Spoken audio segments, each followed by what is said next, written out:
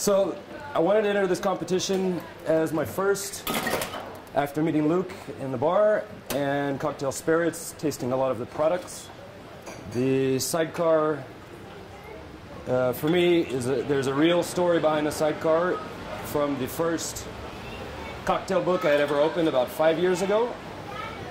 Reading the story about a guy driving his Sidecar into the bar, bartender naming the cocktail he had just created after the incident, and we have a legend that is born. What became important to me in the story is not necessarily the legend of the Sidecar, but the connection that was made with the customer, an event that we have every night in bars, the randomness, the hasard, and the just the pure chance. And bartending for me has become a lot of sharing a moment with people, trying to give them something to remember, to give them something to cherish, go back to the office on Monday, have a good story to tell, come back to the bar a year later and be like, oh, you remember last time when all of this happened. So that is the main reason I wanted to do this cocktail and this competition. Now, I've been through about 10 cocktail books, testing sidecars over the last couple weeks. None of the recipes are the same.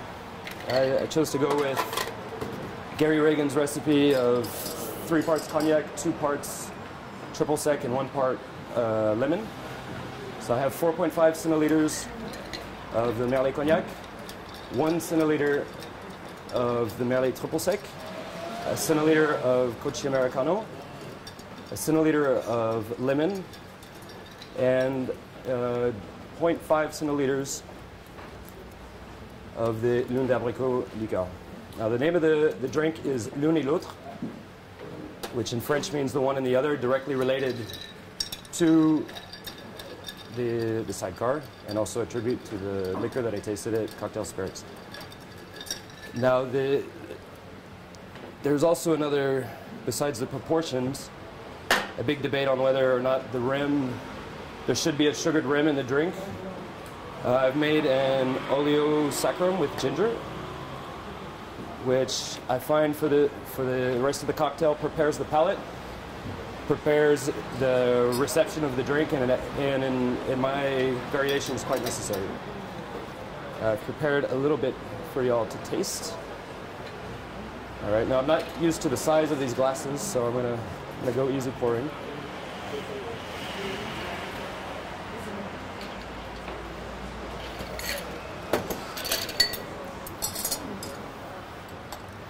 There you go for y'all to taste.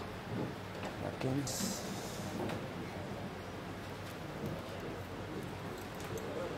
Now the second drink is called the Black Pearl. I wanted to give a very specific New Orleans twist to the cocktail, given that the prize is a run to Tales of the Cocktail in New Orleans. I also spent a lot of my life next to New Orleans. Black Pearl is a neighborhood in the eastern part of New Orleans. And I wanted to build a cocktail around the C2 cassis and cognac liqueur. And I think it is, you'll find as the main element. Staying with the New Orleans theme, I wanted to use Peychaud bitters.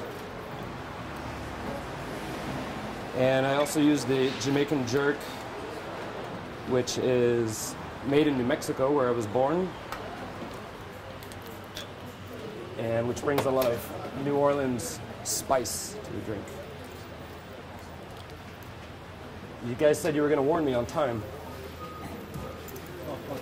1 minute. 1 minute left? Yeah. I'm the one supposed to be saying that. I think it should be all right. I would definitely like to say it's been a pleasure, especially with the Lune d'Abricot. I think apricot brandies are extremely different. They can be very difficult to work with. This one is quite potent. As with the cassis. As a garnish for this drink, I've made brandied cherries with a little bit of orange peel, cardamom, and anise stars. If y'all want to taste, I've prepared a little bit too.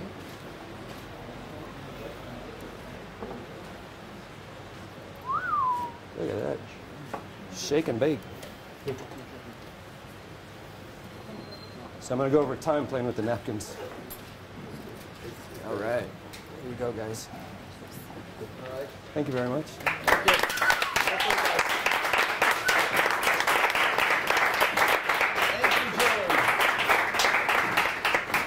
Is it over already?